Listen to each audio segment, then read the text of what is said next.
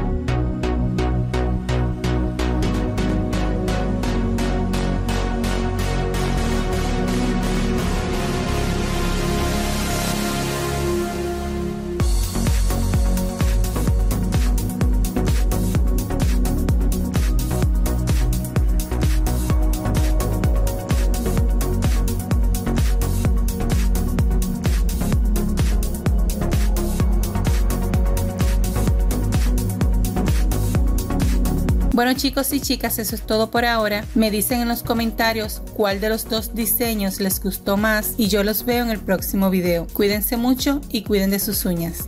Bye.